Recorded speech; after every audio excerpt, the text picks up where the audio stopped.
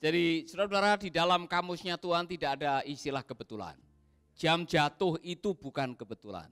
Maka katakanlah kepada teman saudara-saudara, bilang tidak ada istilah kebetulan. Di dalam kamusnya Tuhan tidak ada istilah kebetulan.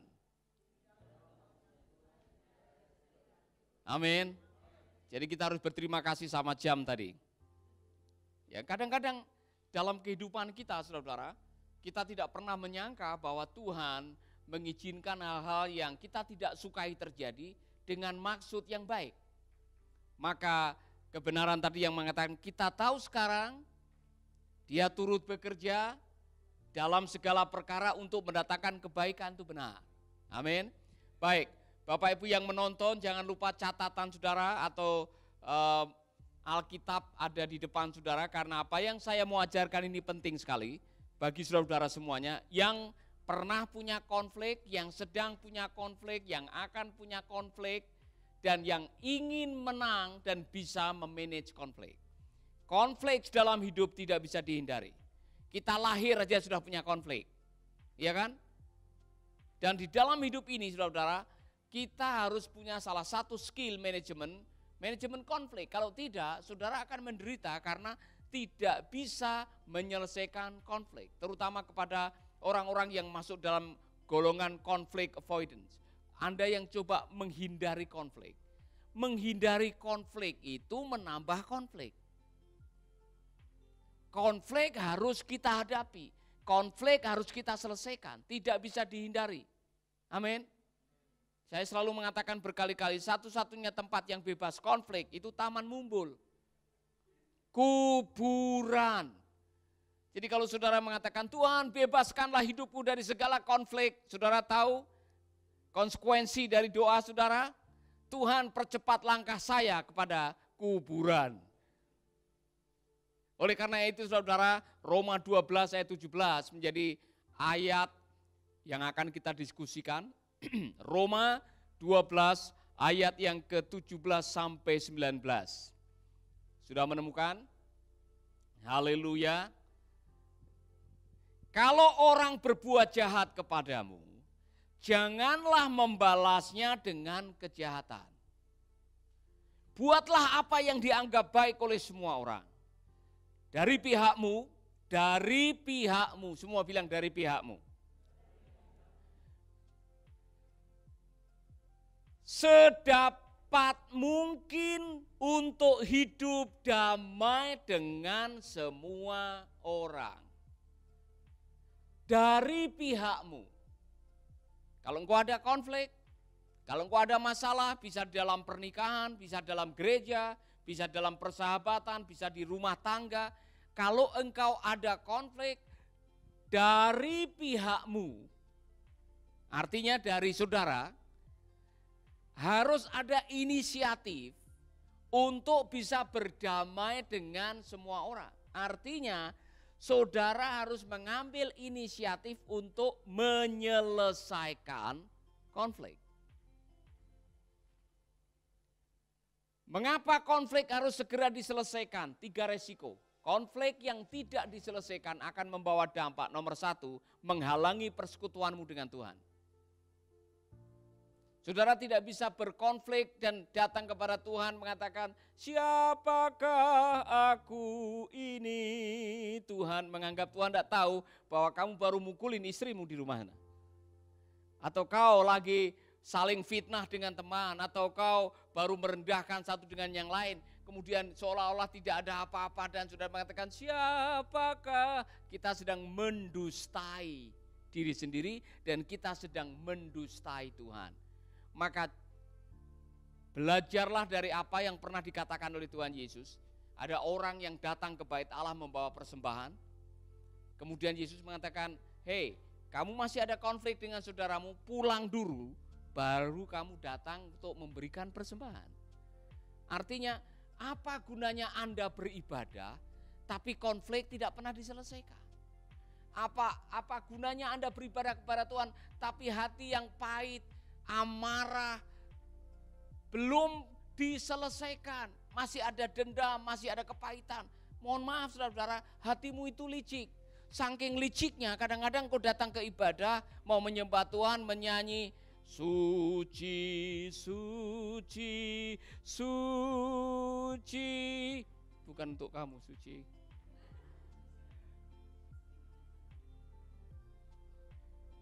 Tetapi di dalam hati kita masih ada kebencian. Oh, saudara bisa menyanyi, ajarilah kami bahasa cintamu. Kalau saya pulang dia belum bertobat, saya bunuh dia. Bagaimana saudara bisa menyimpan kepahitan dan itu dibiarkan pada saat yang sama datang kepada Tuhan seolah tidak ada apa-apa. Itu yang namanya munafik. Maka diwaspadai sikap hati saudara, waspadai karena hatimu itu licik. Kadang-kadang saudara tidak tahu, saking liciknya saudara dikibulin sendiri, saudara dibohongin sendiri, saudara ditipu sendiri oleh hatimu. Jadi saudara, Pak Rick Warren menceritakan mengenai orang yang menciptakan lie detector. Jadi dia meneliti 20.000 orang, pernah berdusta atau tidak. Jadi lie detector ini tidak bisa dibohongi karena Anda ditanya dusta langsung bunyi tit, tit. Jadi misalkan saudara tanya, kamu sudah berdoa atau belum? Sudah apa-apa. Tapi kalau belum, dia otomatis bunyi tit, tit. Lie detector.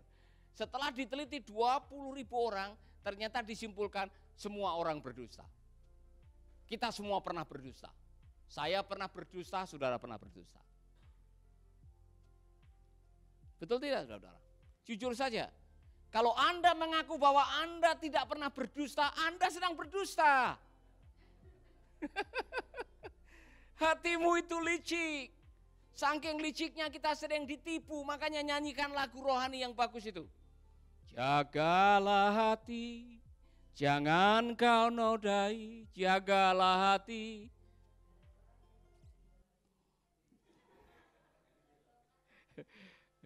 Nanti kita belajar dari AA Game.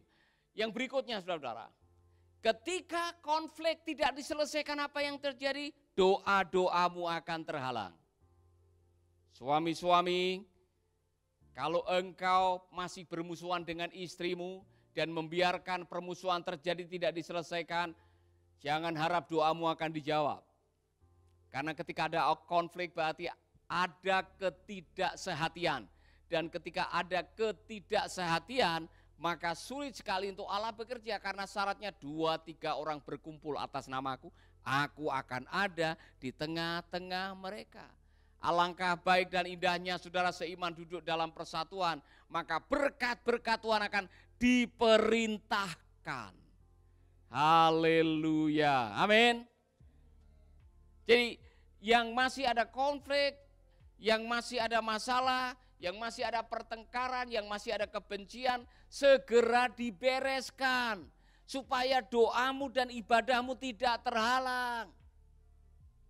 Haleluya. Yang ketiga, konflik yang tidak diselesaikan menghalangi kebahagiaan.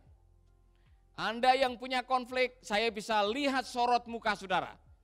Kalau itu konflik tidak diselesaikan, masih ada kepahitan, masih ada rasa dengki, masih ada rasa benci, kemudian saudara belajar berjalan seperti ini, setiap lihat orang saudara begini, saya sudah bisa lihat ada masalah di dalam hati saudara.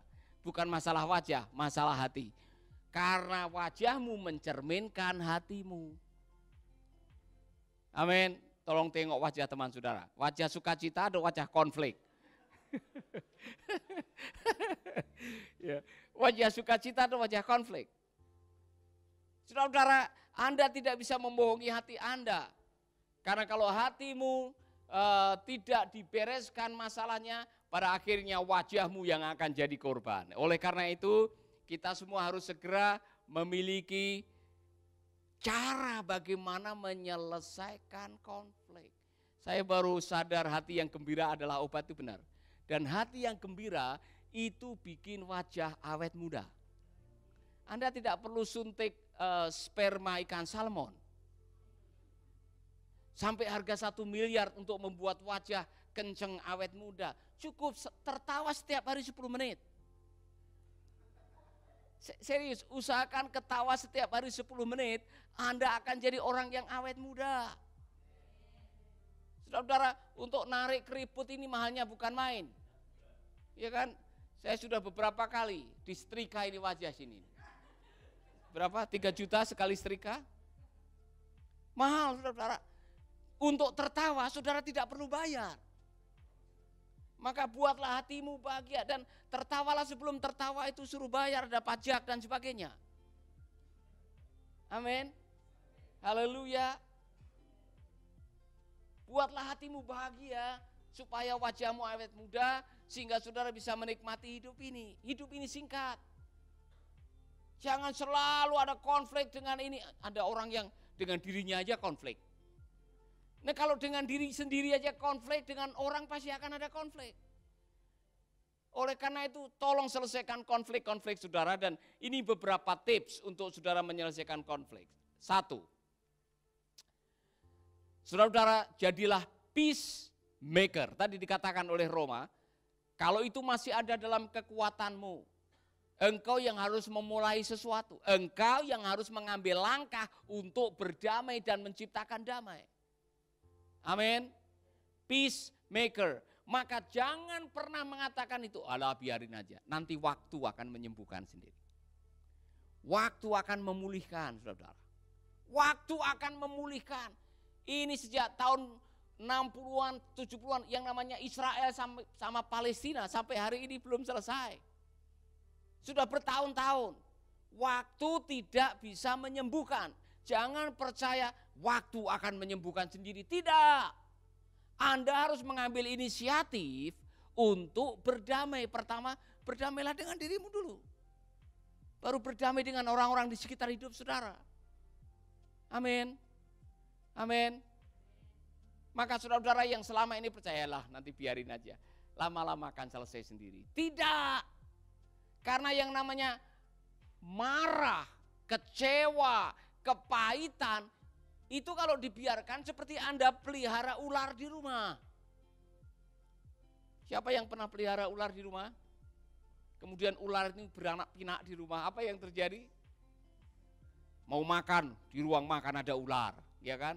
Mau tidur, di atas tempat tidur ada ular. Kemudian saudara mau kamar mandi, baru buka mau duduk, udah ada ular di situ, ya kan?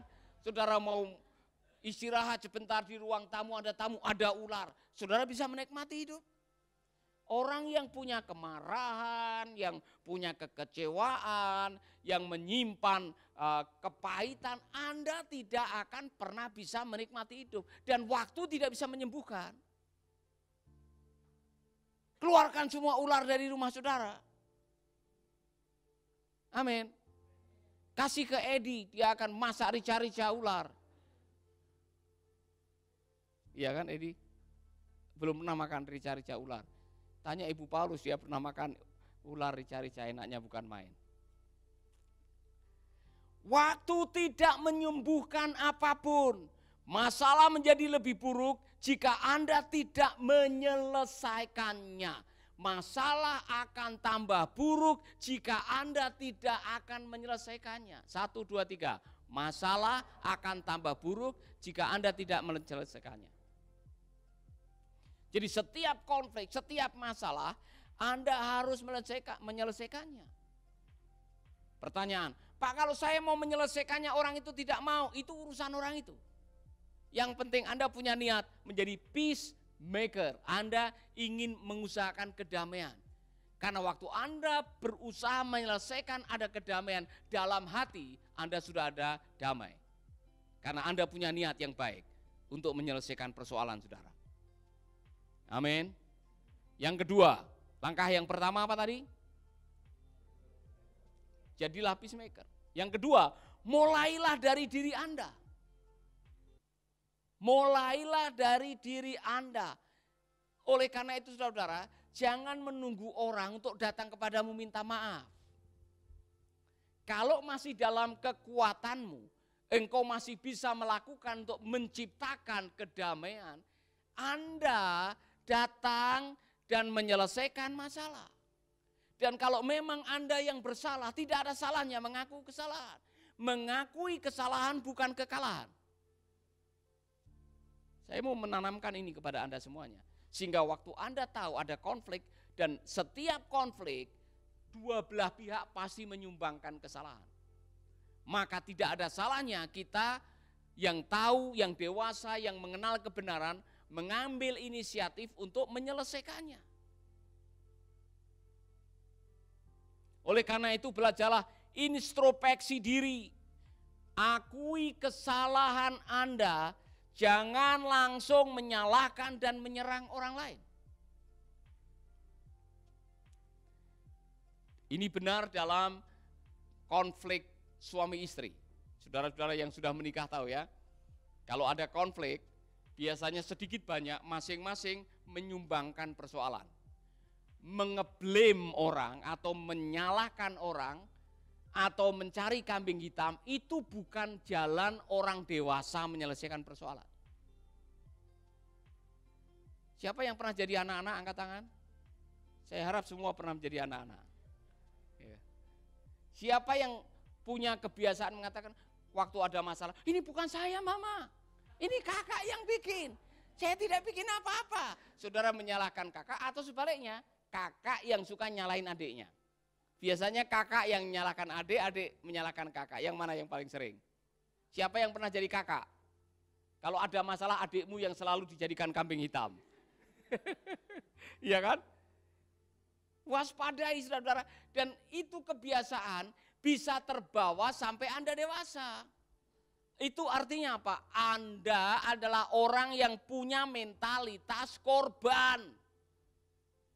Orang yang punya mentalitas korban tidak mau mengakui kesalahan. Padahal tanda kedewasaan adalah berani mengakui kesalahan. Bertanggung jawab atas kesalahan yang kita buat. Amin. Haleluya. Ini dari hal-hal yang kecil.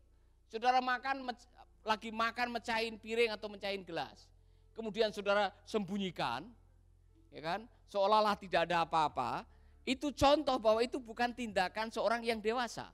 Apa salahnya mengakui dan mengatakan, mohon maaf mama tadi saya memecahkan gelas. Mamamu itu tahu, ini di sidik jarinya gelas ini sidik jari siapa? Jadi termasuk dalam kehidupan bersama, dalam pelayanan. Kalau ada kesalahan, belajarlah untuk mengintrospeksi, saya yang salah. Bisa mengakui kesalahan adalah sebuah tanda kemenangan. Dengar baik-baik. Waktu Anda berani mengakui kesalahan, dengan jujur Anda mengatakan, wah saya yang salah. Saya introspeksi, saya mengakui. Kemudian saudara akan mendapatkan pembelajaran dari situ. Jangan malah ngeblame orang. Bukan saya ibu. Saya tidak ada di tempat pada waktu itu. Ternyata waktu dilihat di CCTV dia yang melakukannya. Ya kan? Coba apa yang terjadi ketika Anda coba menghindari dan mencari menyalahkan orang lain, mencari kambing hitam, yang dirugikan banyak. Anda sendiri rugi. Karena kalau sampai Anda diketahui yang melakukannya, kredit poin Anda turun. Yang kedua, orang yang Anda blame, Anda jadikan kambing hitam, dia akan terluka. Yang ketiga, pasti dia akan membalas dengan saudara. Artinya apa? Konfliknya tambah membara. Maka suami istri, jadilah orang-orang yang dewasa. Suami yang dewasa, kalau dia membuat kesalahan, dia harus mengakui kesalahannya. Amin. Amin. Apa salahnya mengatakan, ma, saya mohon maaf ya, saya yang salah. Apa susahnya mengucapkan itu, saudara? Pak Rudi, apa salahnya mengucapkan saya yang salah? Susah tidak? Kenapa orang takut mengakui kesalahan? Kasih tahu saya. Gengsi. Kenapa gengsi? Takut kelemahannya ketahuan. Takut kekurangannya ketahuan. Hei, kita semua punya kekurangan. Sehebat-hebatnya orang pasti punya kelemahan. Selemah-lemahnya orang pasti punya kehebatan. Tidak ada orang yang sempurna. Kalau saudara mau cari tahu kelemahan saya, pasti ketemu. Maria itu tahu kelemahan saya. Kalau naruh duit, kadang-kadang enggak tahu duit saya ada di mana. Ya kan? Untung saja Maria itu jujurnya bukan main. Dia hitung, Papa, tadi ada uang di saku Papa. Yang 10.000 ada 3 lembar, yang 5 ada 4 lembar. Yang warna biru ada 2 lembar. Dia catat semua. Saya sudah lupa padahal, saudara-saudara. Luar biasa. Mungkin kalau yang lain mengatakan, ini kesempatan, ini tidak ada yang tahu.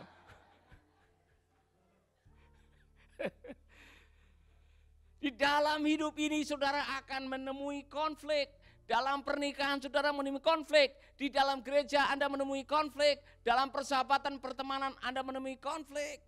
Maka belajarlah menyelesaikan konflik dengan cara bagaimana? Mulai dari diri Anda. Coba bayangkan. Kalau suami punya inisiatif untuk menyelesaikan konflik. Istri punya inisiatif untuk menyelesaikan konflik. Semua konflik pasti selesai. Mohon maaf sekali lagi. Saya tidak segan-segan mengucapkan ini. Saya harap Anda tidak tersinggung. Bang Toyib. Sampai hari ini kan belum pulang dia. Kenapa dia lari? Karena dia menghindari konflik. Makanya sampai hari ini tidak selesai. Saya titip pesan. Kalau Bang Toyib lagi nonton video ini, pulang. Sudah 10 kali lebaran, 10 kali puasa. Istrimu sudah tidak bisa nyanyi lagi karena sudah habis suaranya. Pulang, selesaikan konflik. Suami-suami yang lari dari rumah, yang mau menghindari konflik setelah ketahuan, pulang. Pulang.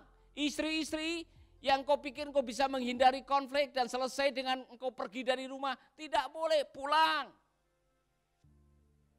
Konflik tidak bisa dibiarkan dan menunggu waktu yang menyembuhkan.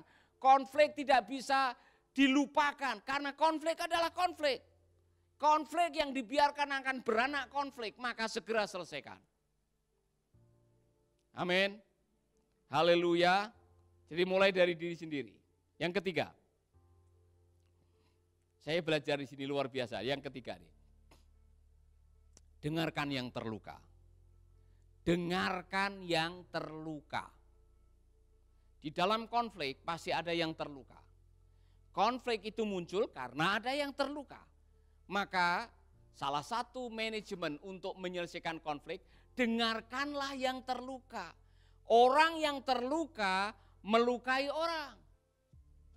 Maka Yakobus 1 ayat 19, cepat mendengarkan, lambat bicara, lambat untuk marah.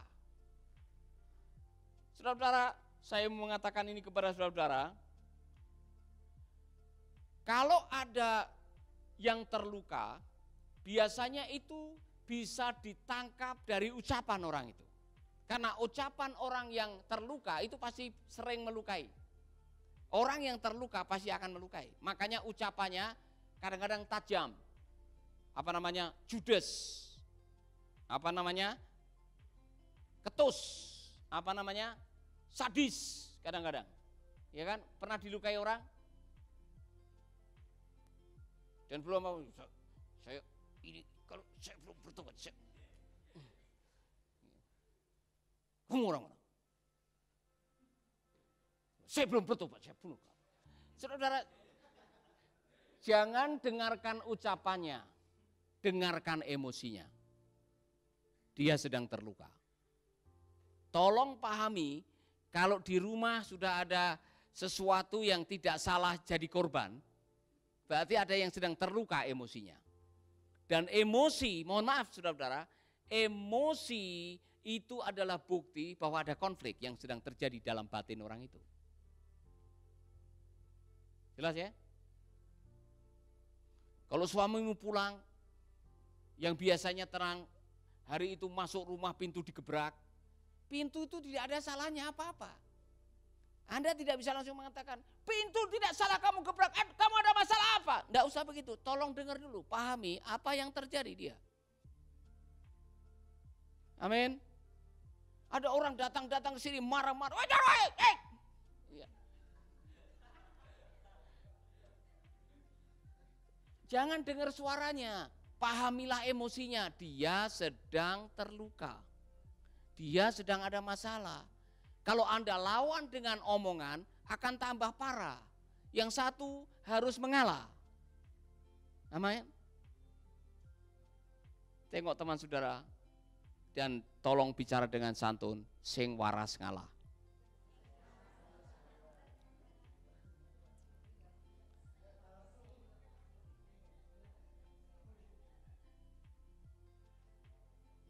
Amin. Jadi saudara-saudara, ketika Anda bisa mendengar, lebih cepat mendengar dan lambat berkata-kata, maka konflik bisa dilerai dan konflik bisa diselesaikan. Tapi kalau saudara belum apa-apa, belum mendengar masalahnya, sudah ganti berbicara, ini sering terjadi pada saya kadang-kadang. Ketika ibu menyampaikan sesuatu, saya belum tahu masalahnya, sudah emosi duluan, konfliknya akan tambah. Belanja, masih ingat kisah itu saudara? Anda belum tahu ya, saya ceritakan ya. Ibu Paulus, boleh saya cerita itu? Jangan sampai jadi konflik nih saya cerita ini.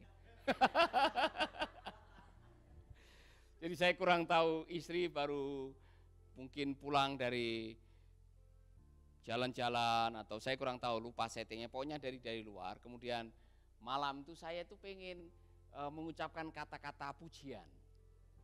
Jadi saya biasalah, saya garuk-garuk, saya mengatakan kamu adalah belahan jiwa saya. Dia langsung belanja, siapa yang belanja? Dia belum mendengar kalimat dengan baik. Saya bilang belahan jiwa, bukan belanja. Ibu mau kasih penjelasan? No. Kok bisa ada penafsiran belanja bagaimana? Saya ngomong belahan jiwa. Nah kalau saya ladeni malam itu saudara-saudara, bisa rame. Saya tahu istri saya mungkin lagi emosi. Kan kita tidak tahu apa yang terjadi di jalan. Kita tidak tahu apa yang sedang konflik apa di HP, barangkali dia nonton sesuatu yang membuat dia emosi, saya tidak tahu. Jadi kalau saya tidak bilang belanja, saya ini bilang belanja. Telingamu tidak. Kalau saya membawa yang lain-lain. Konfliknya tidak selesai. Saudara-saudara, dalam hidup ini, kalau ada konflik, dengarkanlah emosi orang itu. Jangan kata-katanya. Apa tadi?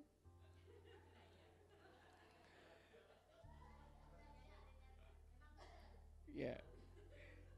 Dengarkanlah emosi, pahami kenapa. Saudara-saudara, emosi ini tidak bisa benar, tidak bisa salah. Namanya emosi, ya emosi.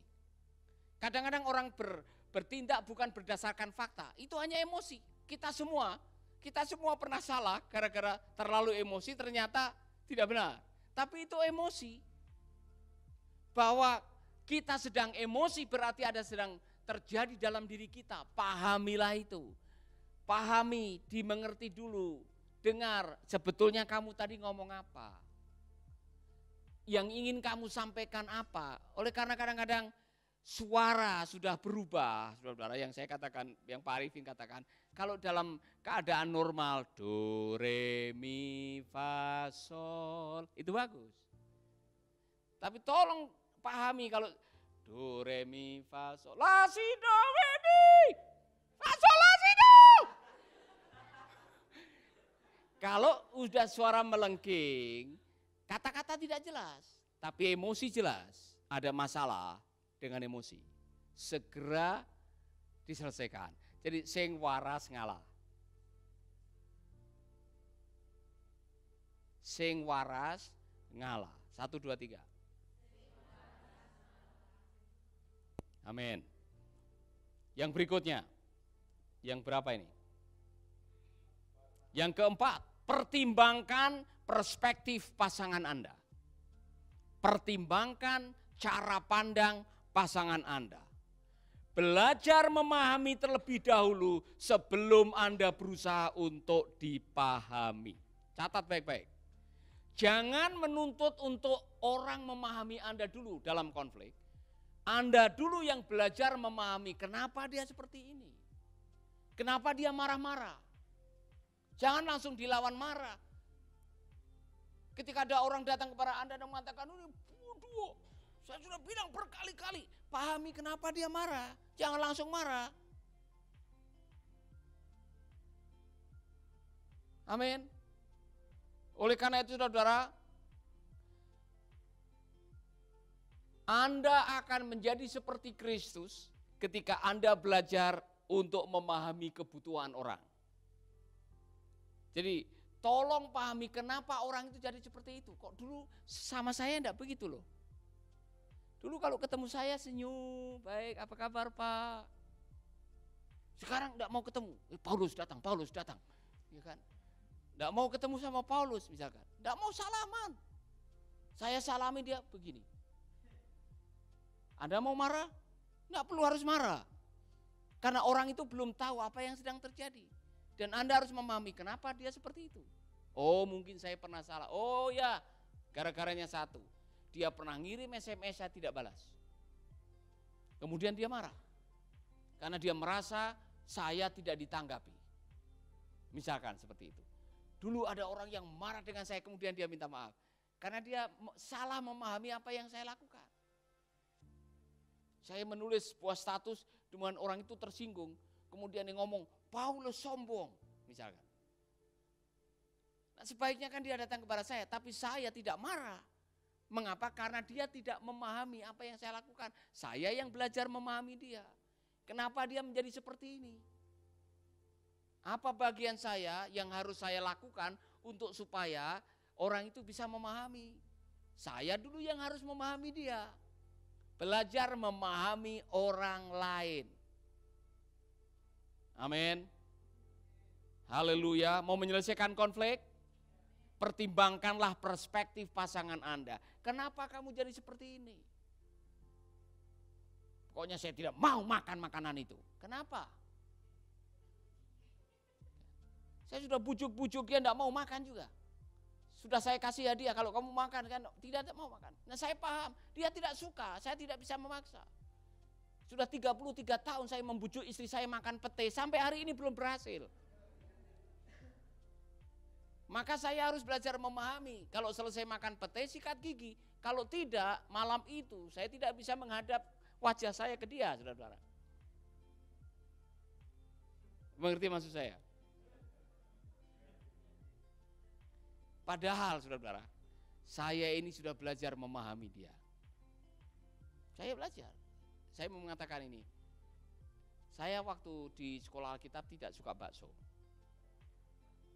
Sama sekali saya tidak suka. Bau bakso aja nek perut saya waktu itu. Tapi karena pacar saya suka makan bakso, saya belajar memahami. Demi mendapatkan cintanya saya korbankan selera saya.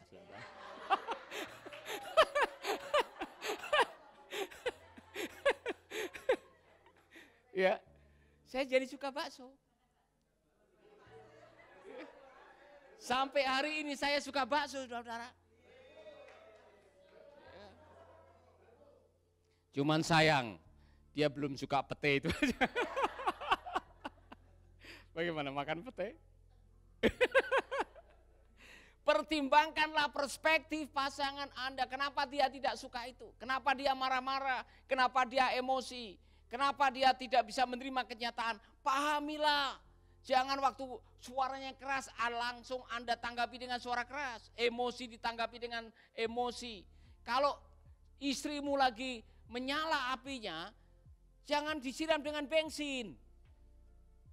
Coba datang dengan air supaya itu bisa padam. Amin. Ibu Rina katakan amin. Iya, luar biasa. Yang kelima, untuk menyelesaikan konflik, sudah kelima nih Pak. Ini kalau sampai Pak Rudi nulis yang keempat, Anda melamun yang pasal yang sebelumnya. Katakanlah kebenaran dengan bijaksana. Kalau ada kebenaran yang harus disampaikan, cari waktu yang tepat, situasi yang tepat. Kalau tidak dalam waktu yang tepat, apa yang benar yang diucapkan bisa nambah konflik. Saya masih ingat, saya ceritakan sekali lagi, ada seorang sutradara dulu yang saya wawancarai di radio, Pak Niko Pelamonia almarhum, yang dia dalam wawancara dia cerita dia pernah selingkuh beberapa kali. Dan istrinya sangat setia sekali mendoakan. Dia sudah tahu kalau suaminya selingkuh, tapi dia hanya bisa berdoa, dia setia berdoa, dia bikin persekutuan doa mendoakan suaminya. Dan ada satu waktu suaminya ini bertobat. Dan dia mengatakan saya mau berhenti dari perselingkuhan. Dan salah satu langkah pertobatannya adalah dia mau mengakui. Jadi dia tanya kepada istrinya, kamu sudah siap belum kalau saya mengaku? Sudah lama katanya. Sudah lama saya siap. Kamu jujur saja, katakan apa yang kamu lakukan. Saudara tahu wanita? Kalau dia minta detail, kalau tanya itu detail. Ya kan? Jadi akhirnya dalam pertemuan itu suaminya mulai mengaku, oh saya pernah berzina atau saya pernah melakukan ini beberapa kali. Sama siapa saja? Sama si A, si B, si C. Kapan itu? Berapa kali kamu melakukan?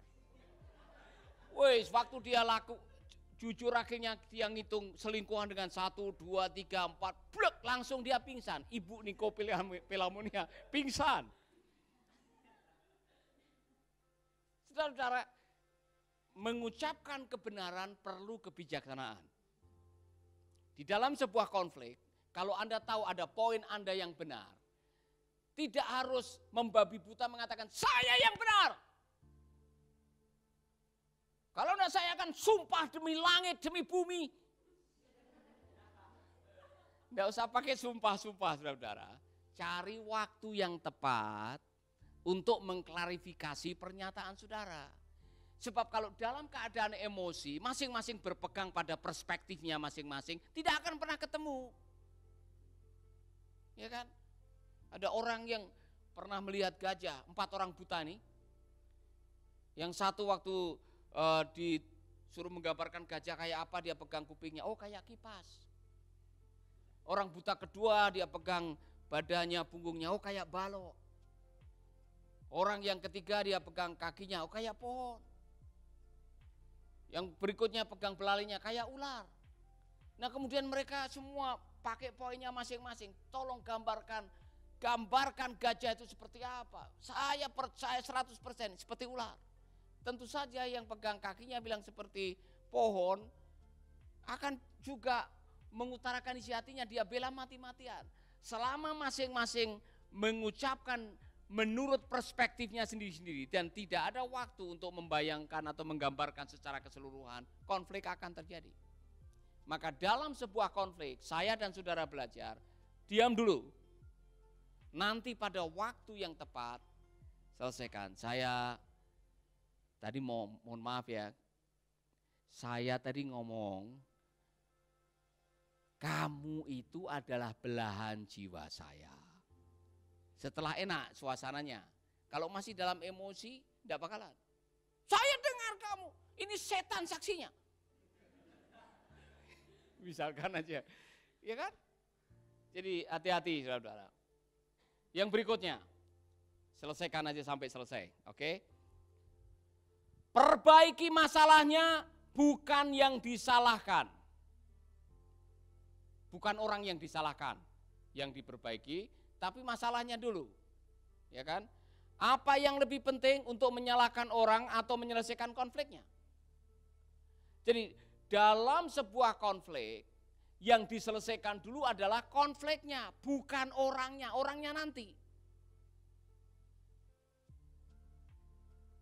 Maka dalam sebuah konflik jangan nyerang orang, serang konfliknya. Jelas ya? Nah, dalam pertengkaran rumah tangga atau dalam pertengkaran dengan teman-teman, kalau ada masalah-masalahnya apa? Kamu jorok. Joroknya yang diselesaikan. Jangan mengatakan dasar kamu Jawa, ya, dasar kamu Batak, dasar kamu Sumba, nanti bisa perang suku. Tidak semua orang Jawa jorok. Tidak semua orang dari Sumba Joro, tidak semua. Jangan membuat generalisasi untuk menyerang orang, ya kan? Atau istilahnya jangan memberi label kepada orang. Selesaikan masalahnya.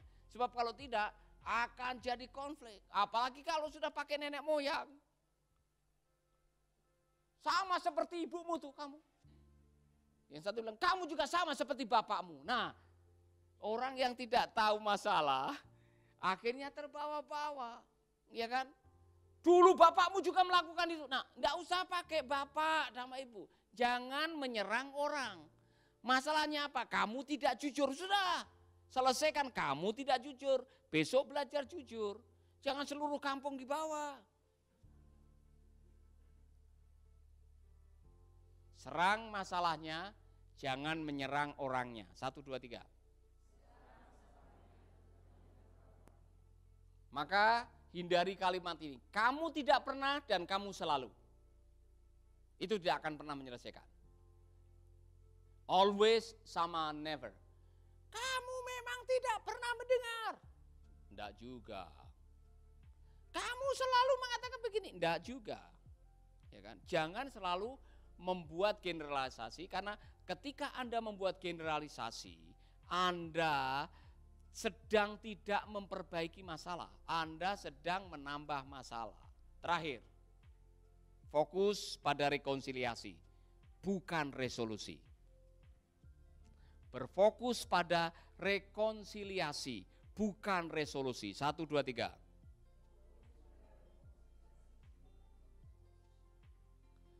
Jadi begini, apa itu rekonsiliasi? Membangun kembali hubungan.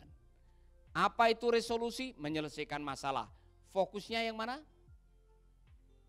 Rekonsiliasi.